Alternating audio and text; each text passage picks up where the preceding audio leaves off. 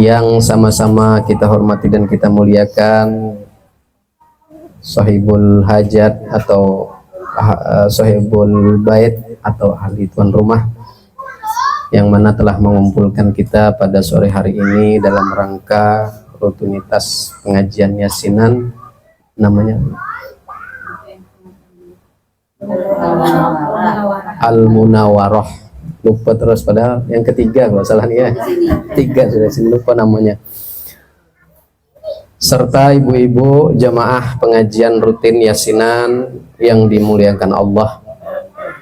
Pertama-tama, tak henti-henti dan tak bosan-bosannya kita senantiasa memanjatkan puja dan puji syukur kehadirat Allah Subhanahu wa Ta'ala, yang mana pada sore hari ini kita semua diberikan kesehatan oleh Allah, diberikan kesempatan oleh Allah, ditakdirkan dalam berkumpul di majelis yang mulia ini. Telah kita bacakan surah Yasin, kemudian tahlil dan doa arwah yang kita kirimkan kepada almarhum dan almarhumah yang tersebut tadi. Mudah-mudahan terutama bil khusus rumah yang dimana dibacakan surah Yasin dan dibacakan tahlil dan doa, rumah itu dihujani rahmat oleh Allah SWT. Dan kita yang hadir insya Allah setelah pulang mendapatkan keberkahan dan mendapatkan limpahan rahmat Allah juga, amin Allahumma amin. Ibu-ibu sekalian yang dimuliakan Allah, di antara keutamaan kita hadir di majelis ilmu atau majelis yang seperti ini adalah diberikan pahala yang berlipat-lipat ganda oleh Allah. Mungkin ibu-ibu sudah paham ya, Rasulullah mengatakan dalam hadisnya yang artinya orang yang hadir di majelis ilmu itu lebih utama, lebih besar pahalanya daripada orang sholat 1000 rakaat. Ada yang sanggup 1000 rakaat sholat? Ada? Tak ada yang sanggup ibu ya, kecuali wali-wali Allah yang sanggup 1000 rakaat. Kalau kita 100 rakaat dah kecapean sudah, tidak? Kalau kita 100 rakaat ya sudah sudah. Nah, tarawih aja sudah banyak yang bolong-bolong bu ya. Apalagi kalau kita sholat 1000 rakaat. Nah, kita hadir di majelis ilmu seperti ini bu ya, walaupun beberapa saat itu menandingi bahkan melebihi daripada pahala orang sholat 1000 rakaat. Kemudian bu, orang yang berilmu, orang yang berilmu, yakin saya husnudzon di Tungkal nih ya, orangnya rajin majelis taklim, bukan cuma sore Jumat ya. Kalau di kampung-kampung tuh ditanya kapan yasinan, sore Jumat kata dia, atau di tempat yang lain. Tapi kalau di Tungkal setiap hari, bukan cuma sore Jumat, sore Minggu ada, sore Sabtu ada, sore Senin ada, Selasa ada, Rabu ada, Kamis, Jumat apa lagi? Ya, saya bu 3 kali nih bu, saya yang ketiga nih, yang terakhir. Tadi habis zuhur, habis Jumat ada acara, habis itu di Parat 5 yasinan juga kayak ini. Ya, saya minta jam 3:30 sudah selesai, mau tembak lagi ke sini. Hari Jumat ini paling banyak yasinan memang, karena keutamaan baca yasin di hari Jumat luar biasa. Nah, yang ketiga nih bu ya, jadi di Tungkal ini luar biasa. Saya husnudzon, kita orang Tungkal nih berilmu, walaupun ya tidak jadi ustazah ya dah, walaupun tidak jadi orang alim. Saya baru ditelepon bu, ada orang Tungkal nih dulu rajin pergi yasinan, tua sudah, mungkin 60-an dah umurnya, sekarang tinggal di Surabaya karena ikut suaminya, tinggal di Surabaya. Dia asli orang Surabaya, pindah ke Tungkal nih selama 13 tahun tinggal di Tungkal nih, yasinan sore-sore kemana-mana ikut terus sama Hajah Sumartini ya. Sekali sekarang pindah ke Surabaya, semalam pagi dia nelpon, Ustadz katanya, aku rindu yang di Tungkal tuh. Ngapa bu? Aku di sini katanya payah cari pergi yasinan katanya. Padahal Surabaya kota besar, beda katanya. Kalau di Tungkal tuh hampir tiap hari ada pengajian. Makanya kita banyak dapat ilmu ya dak? Ustadz ini bilang, Ustadz ini bilang, Ustadz ini ceramah, sedikit banyak nyangkutnya ya. Orang berilmu nih bu, luar biasa. Setan paling takut menggoda orang berilmu. Tak bisa setan tuh bu. Ada orang ahli ibadah seko ya bu ya, orang berilmu seko dibanding 1000 orang ahli ibadah. Orang ahli ibadahnya 1000, orang berilmu seko masih masih susah setan tuh goda ahli ilmu yang seorang tadi itu dengan ahli ibadah yang 1000. Ya, orang yang beribadah sholat dia tak ada pakai ilmu itu gampang disesatkan, gampang digoda oleh syaitan. Makanya kita luar biasa hadir di majelis ilmu. Yang kedua Bu, kita hadir di majelis ilmu itu pahalanya seperti menjenguk 1000 orang sakit. Nah, membesuk 1000 orang sakit. Orang sakit kita datangi 1000 orang, sanggup dah? Tak sanggup ya. Pahalanya melebihi daripada menjenguk 1000 orang sakit. Nah, luar biasanya Bu ya. Kemudian lagi lebih besar lagi pahalanya orang menuntut ilmu dalam duduk sesaat seperti ini ya, paling 2 jam ya, atau sejam 2 jam itu melebihi pahalanya daripada menyelenggarakan 1000 jenazah. Nah, menyelenggarakan 1000 jenazah, menyelenggarakan Bu ya, dari dari mengurus, pokoknya dari mandikan, mengkafani sampai menguburkan. Nah, 1000 orang yang meninggal seperti itu lebih mantap pahalanya orang duduk di majelis ilmu. Makanya syaitan itu susah. Ibu tahu tidak dengan Syekh Abdul Qadir Jailani yang sering kita haul di pondok itu sebulan sekali? Syekh Abdul Qadir Jailani ini adalah Sultanul Aulia, rajanya para wali Allah tuh, paling tinggi, paling rajanya beliau. Satu ketika Bu, beliau beribadah kepada Allah. Ketika beribadah itu datang cahaya. Wah, cahaya, orangnya tak ada, suaranya ada. Cahaya. Wahai Abdul Qadir Jailani, engkau itu sudah punya kedudukan yang tinggi di sisi Allah. Tak ada yang menandingi selain kedudukannya Nabi Muhammad SAW. Pokoknya di bawah Nabi Muhammad lah begitu. Nah, sekarang kau wahai Abdul Qadir Jailani, kata suara tadi itu, engkau tak perlu lagi sembahyang karena kau sudah punya kedudukan yang tinggi. Ada cahaya seperti itu Bu, seolah-olah yang bercakap ini Tuhan ya. Orang tak ada cahaya, cuman ada suara. Dengar Syekh Abdul Qadir Jailani, kata Syekh Abdul Qadir Jailani, pergi engkau wahai syaitan, kata Syekh Abdul Qadir Jailani ya. Kenapa? Karena Syekh Abdul Qadir Jailani orangnya alim, di samping beliau abid, ahli ibadah, suka beribadah, puasanya rajin, sembahyang sunnahnya rajin. Bahkan beliau 40 tahun Bu, sholat subuh, wudhu, sholat isya. Nah, bayangkan, habis sholat isya, kemudian langsung sholat subuh, tidak batal wudhunya. Nah, macam mana tuh? Tidak? Kalau kita sering lah juga mungkin enggak. Sholat subuhnya jam 4:30. Tertidur Bu ya, habis isya sibuk begawe seharian ya, tertidur malamnya, terbangun jam 4:30 subuh. Kan sebentar lagi subuh tuh, setengah jam lagi subuh. Kita sering mungkin kayak gitu dah.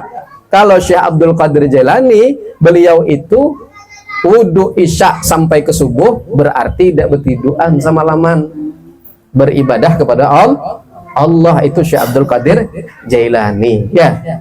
Ibadahnya luar biasa. Tapi Bu, di samping ibadahnya luar biasa, Syekh Abdul Qadir Jailani juga punya ilmu. Makanya setan tadi goda. Katanya, wahai Syekh Abdul Qadir Jailani, tidak perlu lagi lah kau beribadah kayak gini nih, karena kau sudah mencapai tingkatan tinggi. Istilahnya tuh hilang dah kewajiban sholat. Kata Syekh Abdul Qadir Jailani, Rasulullah aja yang tinggi pangkatnya, luar biasa kekasih Allah, sampai bengkak kakinya masih sholat. Apalagi aku nih, kata beliau, cuman cucunya saja. Nah, berarti yang bisik ini pasti tak betul nih, pasti syaitan. Lalu syaitannya Bu bilang, wahai Abdul Qadir Jailani, aku kagum dengan kamu nih ya.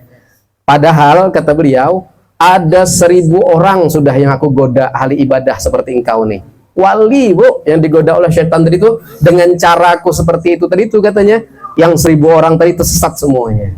Nah, ya, kenapa? Karena tidak alim, tidak berilmu. Jadi hati-hati kita Bu ya.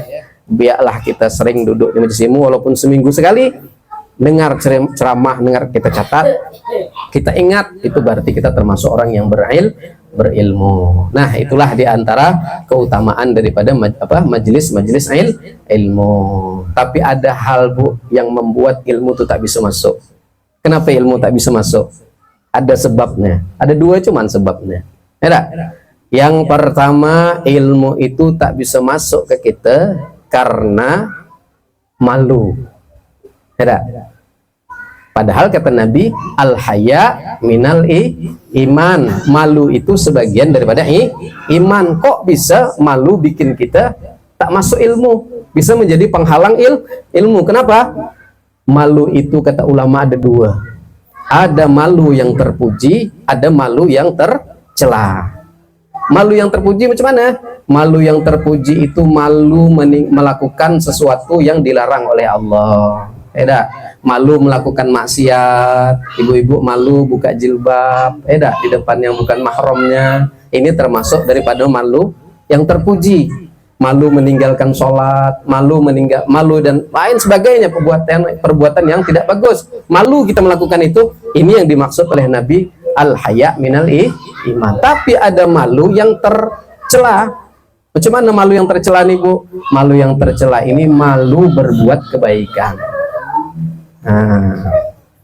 Nak sembahyang, nak pergi pengajian, nak pergi pengajian malu kenapa? Nanti aku kata orang tungkal nih iya nian, pergi pengajian dibilang orang sok solehah. Atau ibu malu melakukan sholat misalnya, nanti aku dibilang sholat sok solehah pula, tak jadilah sholat. Aku nak pergi pengajian dibilang tetangga ini itu sok soleh, iya-iyanya kata orang tungkal kan. Malu pergi pengajian, akhirnya tidak jadi pergi karena terpengaruh rasa malu tadi. Nah, ini disebut dengan malu yang tercela. Ini bisa menyebabkan terhalangnya ilmu masuk kepada kita. Betul dah, Bu? Betul, Bu, ya? Nah, yang kedua yang menyebabkan ilmu terhalang masuk kepada kita apa? Al-kibru. Al-kibru bahasa Arabnya sombong. Sombong itu bisa menyebabkan ilmu tidak mau masuk. Kenapa? Kata Rasulullah SAW, al-kibru batarul haq wa ghamtun nas. Kibir atau sombong itu cirinya dua. Yang pertama batarul haq. Apa batarul haq? Menolak kebenaran. Nah, ada orang ngasih tahu, Bu, tidak baik macam gini. Kau nih. Nah, itu nolak gitu. Atau tidak mau, mantul bahasanya tuh. Bahasa orang Banjar ya, mantul, bukan mantul mantap betul. Mantul. Ya, pokoknya dikasih tahu terbalik, Bapak berbalik. Tak mau masuk. Pokoknya dikasih nasihat yang baik itu tak mau masuk. Kenapa? Ini menolak kebenaran. Ya. Apalagi yang menyampaikan mungkin lebih muda, Bu, ya. Udah gitu ya, sama lah kita nih manusia ya, Bu, ya. Nah, makanya yang menyampaikan harus punya strategi juga. Ibu kenal tak dengan Hasan dan Husain? Hasan Husain kenal tak, Bu? Cucunya baginda Rasulullah SAW. Hasan dan Husain. Nah, beliau ini, Bu, pengen negur orang, pengen nasihati orang, tapi orangnya pintar. Karena orang tua yang dinasihati ini, Bu. Beliau pergi ke masjid, Bu, ya. Nengok ada orang tua yang sudah sepuh, dia berwudu, salah wuduknya. Akhirnya gimana? Akhirnya ini Sayyidina Hasan dengan Sayyidina Husain berpikir dia, macam mana dinasihati orang nih. Akhirnya dia bikin skenario, ya. Ada bikin apa gitu, taktik, ya, strategi. Besok dia kompak dengan Husain. Husain disuruhnya berwudu dengan cara yang salah seperti bapak tadi tuh. Tapi ditunggunya bapak tadi datang. Kalau bapak tuh sudah datang ke tempat wudhu, nanti Husain berwudhu seperti wudhu bapak tuh, yang salah tadi tuh. Akhirnya tunggu bapak datang, bapak orang tua tadi datang, dan Husain pun berwudhu dengan cara wudhu yang orang tua tadi tuh. Orang tua tadi nengoki dia, lalu Sayyidina Hasan menegur, wahai Husain, salah kau wudhu macam gitu. Ini salah nih, airnya kurang nih ke siku, ya.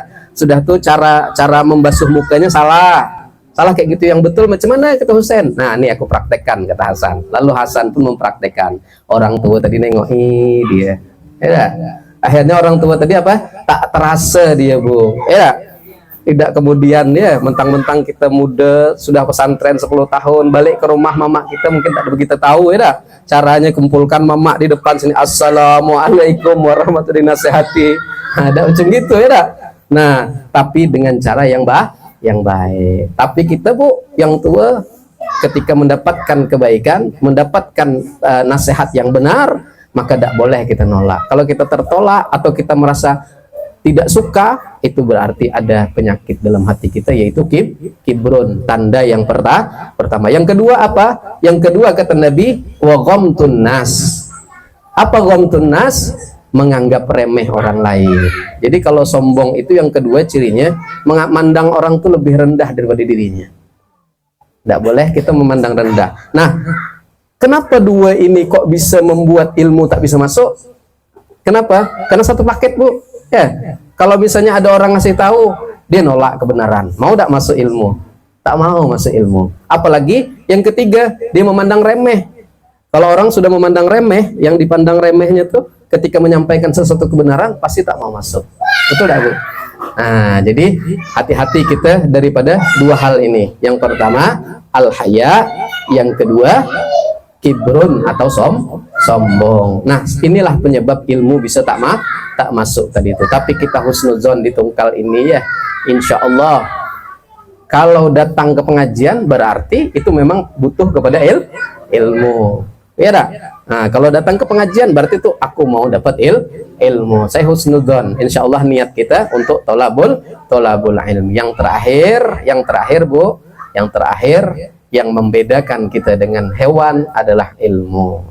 Ya, manusia butuh kepada ilmu. Di dalam kitab Ta'limul Muta'allim dijelaskan pembeda manusia adalah ilmu. Semua manusia dengan hewan itu sama kecuali ilmu. Hewan bisa nangis, ya, kita manusia bisa nangis. Hewan bisa ketawa, kita manusia bisa ketawa. Tahu tak bu hewan yang bisa ketawa? Hah? Monyet, tidak. Satu-satunya hewan yang bisa ketawa cuma monyet, tidak. Manusia juga bisa ketawa. Yang ketiga, manusia punya kasih sayang, hewan pun punya kasih sayang. Tengoklah ayam, tidak.